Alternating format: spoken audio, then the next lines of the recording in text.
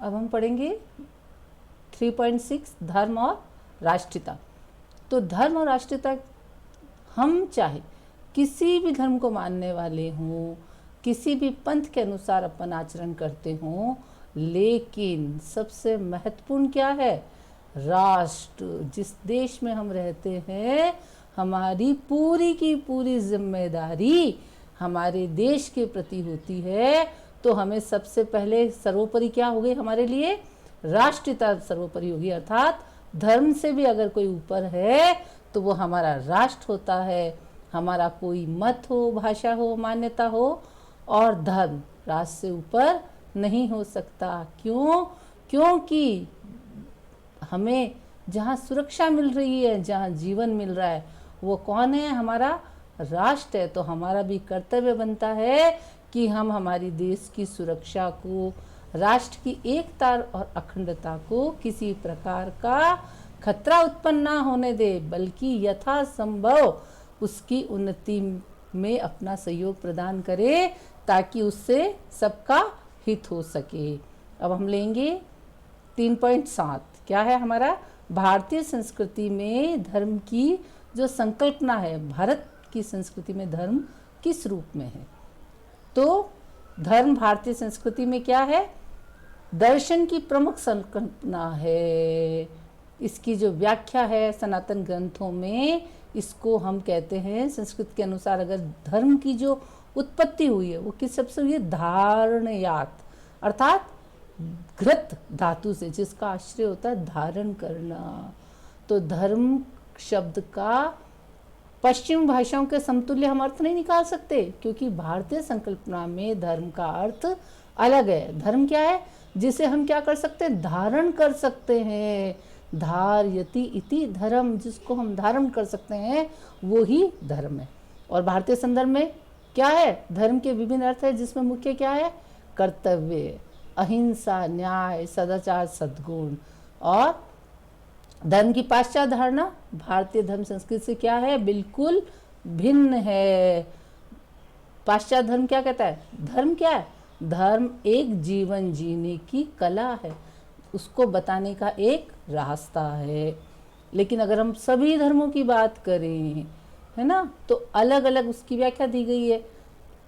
धर्म केवल क्या है? नियम कानून में बंधना नहीं है, बल्कि धर्म एक इंसानियत का भाव बनाए रखने में हमारी मदद करता है। आज के परिप्रेक्ष्य में हम देखें तो मानवता धर्म को हम कैसा मानते हैं? सबसे श्रेष्ठ धर्म माना जाएगा। और धर्म की बुनियाद क्या है? कहाँ से सीखता बच्चा धर्म? परिवार में जो बच्चों को संस्कार दिए जाते हैं, तो बच्चे की प्रथम पाठशाला उसका परिवार, और प्रथम गुरु कौन होती है? उसकी माँ होती है। अब ऋग्वेद में क्या कहा है? ऋग्वेद धर्म के लिए कहता है कि अद्वितीय ब्रह्म या सत्य एक है, केवल बुद्धिजीवी ने इसे समय समय पर अलग अलग नामों से बताया है। ऋग्वेद में ब्रह्मा के अलग अलग नाम दिए हैं। ऋग्वेद ब्रह्मा को इंद्र, अग्नि, मित्र, वरुण, यम और मातृश्वान आदि नामों से संबोधित करते हैं कि ये ब्रह्मा है, जबकि वस्तुतः ईश्वर एक है और अपने रूपों में, अनेक रूपों में प्रस्तुत कर सृष्टि की रचना करता है। अर्थात इसको आप इस तरह से समझो कि भगवान क्या है? एक है, और अकेला आदमी खेल नहीं सकता था, रम नहीं सकता था, तो उन्होंने क्या करा?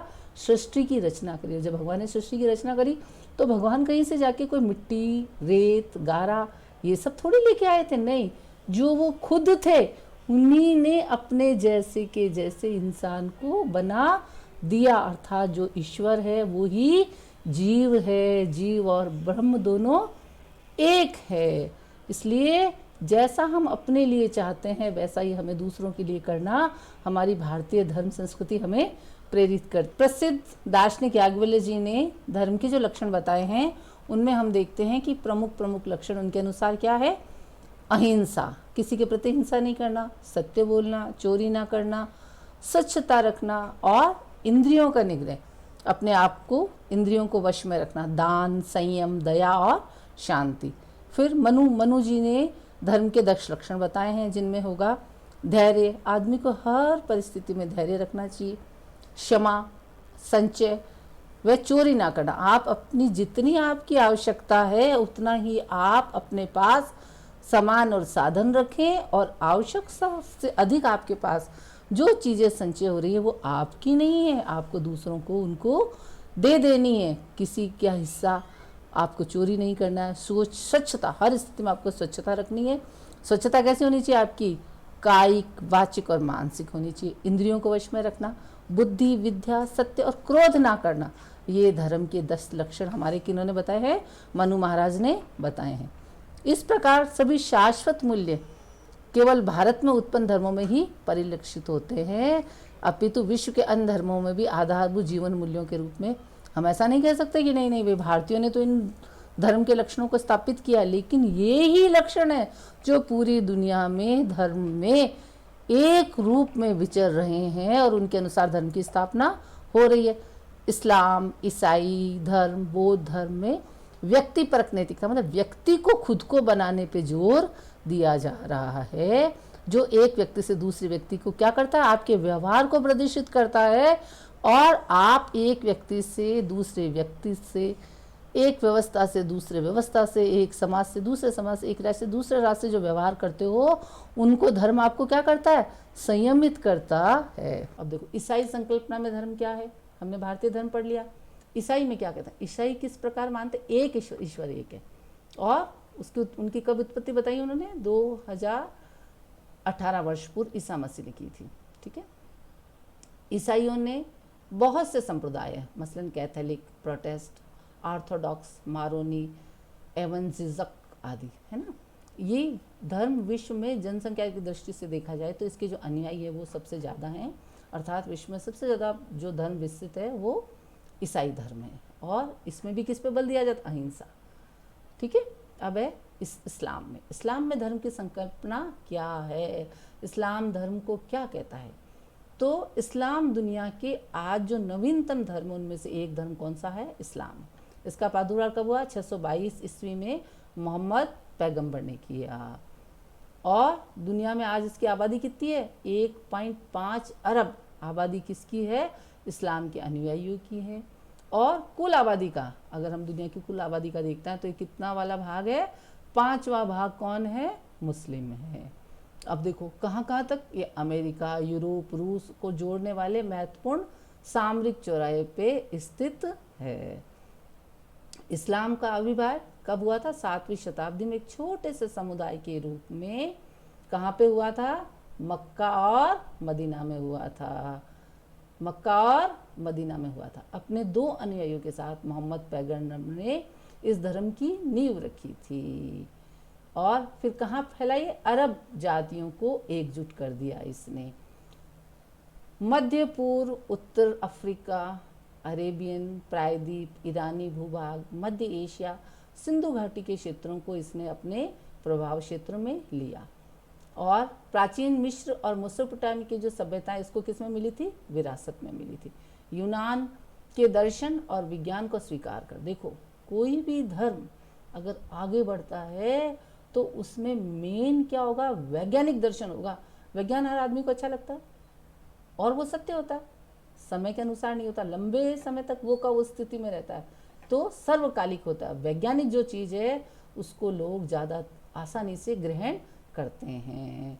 और इसका क्या किया गया? दोनों को मिला के देखो, यूनान के दर्शन और विज्ञान को इन्होंने स्वीकार करके अपनी सुविधा के अनुसार सुधार करते हुए किसको बनाया? इस्लामीकरण कर दिया गया। यहूदियों के कानूनों की तार्किकता, और क्या लिया? देखो यहूदियों का कानून बहुत अच्छा होता था कि जैसे को तैसा, यहूदियों के कानून की तार्किकता, है ना। ईसाई धर्म के तरीकों को और दोनों को मिला के उन्होंने अपने धर्म को स्थापित किया। इस्लाम के महान नगरीय केंद्र कौन कौन से हैं? बगदाद, काहिरा, कॉर्डोबा, दशमिक और समरकंद। एवं भट्टियों में ये क्या हो गए? ऐसे हो गए कि जहाँ से इस्लाम धर्म पूर्ण तेजी से विकसित हुआ और इन्होंने अपने आप को समय के अनुसार स्थापित किया। इस्लाम धर्म और राजनीति के मध्य कोई भेद नहीं करता।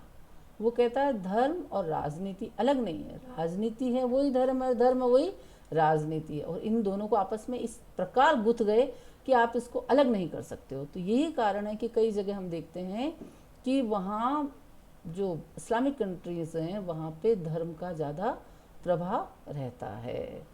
यह एकता के सिद्धांत पर आधारित है, और सबसे महत्वपूर्ण अगर इसका गुण है तो वो है कि ये कोई भेद नहीं करता, सब एक, इस प्रकार इसमें शाखाएं नहीं है। तो इस धर्म ने अपने आप को समय के अनुसार बहुत ही सुदृढ़ बना लिया। अब निष्कर्ष, अब इतना सब कुछ पढ़ने के बाद हमें क्या निष्कर्ष निकाल सकते हैं कि भाई हम देखते हैं कि धर्म एक विश्वास, एक आस्था है। आप किसी चीज़ में आगे कब बढ़ते हो? जब आपका उसमें विश्वास होता है और आप उससे जुड़ जाते हो। भारतीय संस्कृति इसका प्रगाढ़ संबंध है। भारतीय संस्कृति में संस्कृति और सामाजिक गतिविधियों का मूल आधार धर्म ही रहा है। प्राचीन काल में भारत के ऋषियों में अज्ञात शक्ति को जानने की जिज्ञासा रही है। इसके लिए कहते हैं कि हम कहाँ से आए हैं। एक कोई सत्ता है जो हमें चला रही है, तो वो कैसी सत्ता है? जिसने पूरी मानवता को जन्म दिया है। ये संस्कार दे के भेजे हैं कि एक माँ अपने बच्चे के लिए किस प्रकार अपना जीवन कर सकती है, एक बच्चा बड़ा होकर अपने परिवार के लिए किस प्रकार करता है, एक परिवार अपने जाति के लिए, एक जाति अपने समाज के लिए, एक समाज अपने देश और राष्ट्र के लिए किस प्रकार अपने जीवन तक को बलिदान कर देता है। तो ये क्या था? ये हमारे प्राचीन धर्म के मूल तत्व हैं, और धर्म के प्रति हमारी आस्था को, अनुसंधान की प्रक्रिया को बढ़ाता है। मानव धर्म का चिंतन, धर्म मानव को क्या करता है? चिंतन, व्यवहार और कर्म को उचित और अनुचित में भेद करने में सफल रहा।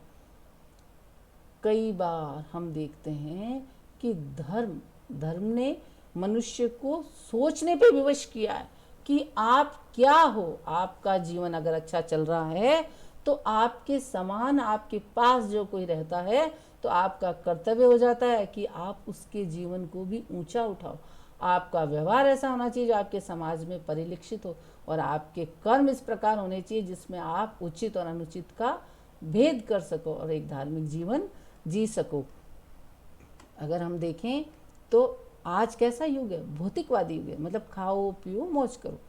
धर्म व्यक्ति का वैयक्तिक और आंशिक अंश ही रह गया है। तो जब व्यक्ति खुद पे केंद्रित हो गया तो धर्म ने अपने जो व्यापक रूप था वो कैसा हो गया? उसका वैयक्तिक हो गया। एक व्यक्ति पे आके धर्म और इच्छा, आपकी इच्छा हुई तो आपने माना, आपकी इच्छा हुई तो नहीं माना। आधुनिक काल में वैज्ञानिक आविष्कारों और उत्पन्न होने वाले प्रभावों के कारण सामाजिक आविष्कारों और सामाजिक जीवन द्रुत गति से परिवर्तन हो रहा है। जब आपके ऊपर ज़्यादा विज्ञान भारी हो गया तो आप किस प्रकार अपने जीवन को क्या कर दिया? परिवर्तन कर दिया बहुत तेजी से। इतना जल्दी परिवर्तन आया है कि हम उन मूल्यों को कहीं पीछे छोड़ आए हैं, जिसके फलस्वरूप हमारे देश की सामाजिक और सांस्कृतिक मान्यताओं में भी क्या आ गया है?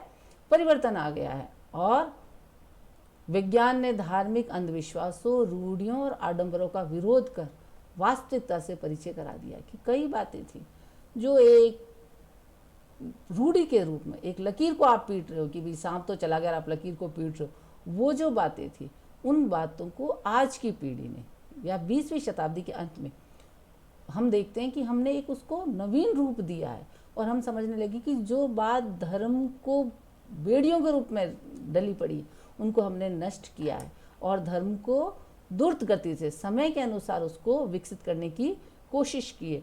पूरे विश्व में धर्म का राजनीति में प्रयोग होने से धर्मता में बढ़ोतरी हुई है।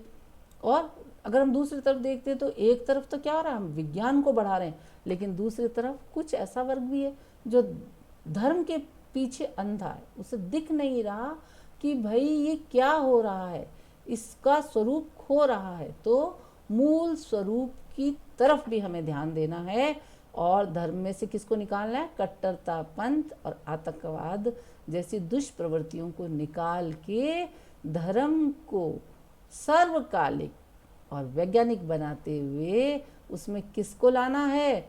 धार्मिक सहिष्णुता को, धार्मिक सद्भाव को और नैतिकता को वापस स्थापित करना है। और उसमें किसके लिए कोई जगह नहीं होनी चाहिए?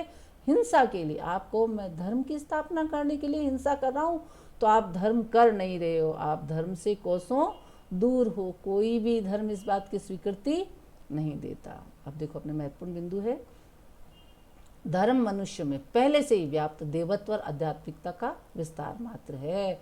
धर्म को कुछ नहीं करना है, मनुष्य में पहले से ही वो तत्व भगवान ने दे के भेजे हैं, उसके परिवार ने, उसके गुरुओं ने उसे वो सब चीज़ें दे रखी हैं। हमें तो क्या करना है, उसको निखारना है, उसको विकसित करना है। एक मिट्टी से जिस प्रकार घड़ा और कई चीज़ें बन सकती है, एक स्वर्ण से कई आभूषण बन सकते हैं और उनको निखारा जा सकता है, इसी प्रकार धर्म का काम केवल पहले से ही व्याप्त देवत्व और आध्यात्मिकता का विस्तार मात्र करना है। और विश्व की अधिकांश राजनीतिक व्यवस्थाओं में धर्मनिरपेक्षता को नीति के रूप में स्वीकार करने पर बल दिया। सभी विश्व के देश चाहते हैं कि धर्मनिरपेक्षता स्थापित की जाए। विश्व के विभिन्न भागों में काल, स्थान व संस्कृति के अनुरूप कई धर्मों का उद्भव व विकास हुआ है। समय, स्थान और सांस्कृतिक आध्यात्मिक परिस्थितियों के परिवर्तन से धर्म में भी परिवर्तन आए हैं। सभी धर्मों में मूल एकता के बुनियादी तथ्यों में मूल्यों की बात की गई है। वर्तमान समस्या अलग अलग धर्मों और मतों में एकता स्थापित करने की चेष्टा है। आज के समय में कब विकास संभव है, जब अलग अलग धर्मों के लोगों में, उनके मतों में हम क्या स्थापित कर पाए, एकता स्थापित कर सकें। ये किसको दायित्व है, ये नई पीढ़ी को ये दायित्व है कि अगर कोई आडंबर, कोई बुराइयां आ गई हैं तो हम उनको नष्ट करके धर्म को सही स्वरूपों में आगे बढ़ाएं। धर्म आत्मा के उन्नयन के लिए आध्यात्मिक पक्ष पर बल देता है। धर्म जीवन और धर्म निरपेक्षता की ओर अग्रसित करे। धर्म कैसा होना चाहिए, हमें किसकी तरफ अग्रसित करे, धर्म निरपेक्षता की ओर अग्रसित करे। भारतीय संस्कृति और दर्शन में धर्म सदैव एक महत्वपूर्ण संकल्पना रही है। धर्म का सबसे पहले आगाज पूर्वी संस्कृति में हुआ। भारत में धर्म को क्या माना है, कर्तव्य, अहिंसा, न्याय, सदाचरण तथा सद्गुणों के अर्थों में मान्यता प्राप्त है। धर्म उन्नति और कल्याण में साधक होता है। आप ये कह ही नहीं सकते कि साथ धर्म की वजह से हमारा पतन हो गया, हम तो धर्म में चले और हमारा कल्याण नहीं हुआ। क्योंकि धर्म के जो मूल तत्व ये हैं कि एक व्यक्ति को उसकी उन्नत परिस्थिति प्रदान की जाए और समाज का तथा विश्व का कल्याण उसके द्वारा होता रहे। अंग्रेजी में धर्म का समानांतर शब्द क्या बताया, रिलीजन, जिसका अर्थ है आस्था, विश्वास अथवा मान्यता। रिलीजन का क्या अर्थ बताया, आस्था, विश्वास और मान्यता। धर्म सर्वत्र पवित्र माना गया है, लेकिन धार्मिक पवित्रता सापेक्षवादी है। धार्मिक मतों एवं ग्रंथों ने अपनी व्यक्तिगत श्रेष्ठता को स्थापित करने के लिए एक दूसरे से लड़ना भिड़ना शुरू कर दिया। इस तरह से आपसी विरोध, द्वेष, कलह की प्रवृत्ति ने धार्मिक संघर्ष की क्या करी है, स्थिति उत्पन्न की। अब आज के समय में अगर हम देखें परिप्रेक्ष्य में, मानवता धर्म को सर्वश्रेष्ठ धर्म समझा जाए। अभी अपन ने देखा एक महामारी आई, विश्व महामारी आई, उसमें क्या मानवता ने सबसे, आप मानव होके रह गए तो आपने सबका कल्याण किया। और आपने देखा किस प्रकार एक वर्ग एक दूसरे के प्रति सहयोग करने के लिए तत्पर हुआ और ये संकट हम पार कर पाए। एक धर्म तभी उपयोगी जब अन्य सादृश धर्मों से उसमें क्या स्थापित हो, एकता स्थापित हो। सभी धर्मों के समान मूल्यों से ही विश्व में ईश्वरीय राज्य की स्थापना संभव है। सभी धर्मों के समान मूल्यों में, गांधी जी क्या कहते थे, राम राज्य की स्थापना की जाए तो कोई राम राज्य किसी व्यक्ति का राज्य नहीं है, वो ईश्वरीय राज्य है। उसमें मनुष्य के मूल जो गुण है, मानवता के जो निर्माणक तत्व हैं, उनका समावेश किया गया है। और जब जब धर्म और राजनीति का नकारात्मक संसर्ग मतलब साथ हुआ है, किस प्रकार नकारात्मक रूप में, तब तब राजनीति ने किसका दुरुपयोग किया है, धर्म का दुरुपयोग किया है। और धर्म ने किसका दुरुपयोग किया है, राजनीति। भारतीय परिप्रेक्ष्य में धर्म निरपेक्षता का अर्थ पाश्चात्य धर्म से भिन्न है। भारतीय संकल्प में धर्म केवल लौकिक धर्म नहीं है, आपको इसी दुनिया में नहीं जीना है। भारतीय संकल्पना कहती है कि आपका इसके अलावा भी एक लोक है, वहाँ आपके सब कर्मों का हिसाब किया जाएगा। तो आपको कर्म ये सोच के नहीं करने की खाओ पियो और मौज करो, नहीं। अगर आपको कोई चीज़ें मिली है तो आप उसके क्या हो, एक ट्रस्टी हो, आपको किसी की अमानत के रूप में मिली है और आपको समाज ने ही तो दिया है, घर परिवार ने ही तो दिया है, देश राष्ट्र ने ही तो दिया है। तो आपका कर्तव्य बनता है कि जो चीज़ें आपने प्राप्त की है वो वापस आप उनको लौटाओ, क्योंकि आप उसकी अमानती रखी हुई थी, आप उसके मालिक नहीं थे। धर्म और अहिंसा का क्या है, अटूट संबंध है। भारत में धर्म का संबंध साधना पक्ष और आचरण पक्ष से भी है, जिसका लक्ष्य आत्मा का उत्थान करना है। जब भारत को अगर हम धर्म में देखते हैं तो उसके दो हैं, साधना पक्ष मतलब आप अध्यात्म में ऊंचे स्तर को प्राप्त करो, कि तत्व को जानो कि मैं कौन हूँ, कहाँ से आया हूँ, ये सत्ता कैसी है, ये प्रकृति क्या है, इस प्रकृति से अलग इसका संचालन करने वाला पुरुष कौन है। और एक होता आचरण पक्ष, आचरण पक्ष में आप कैसा व्यवहार करते हो वो। तो इस प्रकार भारत का जो धर्म है वो साधन पक्ष और आचरण पक्ष से संबंधित है। और मेन उद्देश्य क्या है, आपको किसका उत्थान करना है, आत्मा का उत्थान करना है। याज्ञवल्क्य ने धर्म के कितने लक्षण बताए हैं, 2 लक्षण बताए हैं। राष्ट्र धर्म सर्वोपरि है और व्यक्ति को हर परिस्थिति में, हर काल में किसको महत्व देना चाहिए, राष्ट्र को महत्व देना चाहिए। और आपका जीना, आपका रहना, आपका मरना सब किसके लिए होना चाहिए, राष्ट्र के लिए होना चाहिए। राष्ट्र से ऊपर कुछ भी नहीं है। ईसाई धर्म कैसा है, एकेश्वरवाद, एक ईश्वर की स्थापना करता है। ईसाई राजनीतिक विचारधारा में धर्म और राजनीति दोनों को क्या रखा है, समान, दोनों साथ साथ चलती है, सत्ता को स्वीकार किया। इस्लाम दुनिया के नवीन धर्मों में से एक है। इस्लाम धर्म के आध्यात्मिक, लौकिक, अलौकिक और व्यवहारिक, धार्मिक और धर्मनिरपेक्ष में भेद नहीं करता। इस्लाम धर्म और राजनीति के मध्य कोई भेद नहीं करता, बल्कि दोनों एक दूसरे से क्या है, गुथे हुए हैं। ठीक है, अब आप इसके प्रश्न देख लेना, कोई प्रकार की आपको परेशानी हो तो आप मुझसे वापस पूछ सकते हो। ठीक, धन्यवाद सर।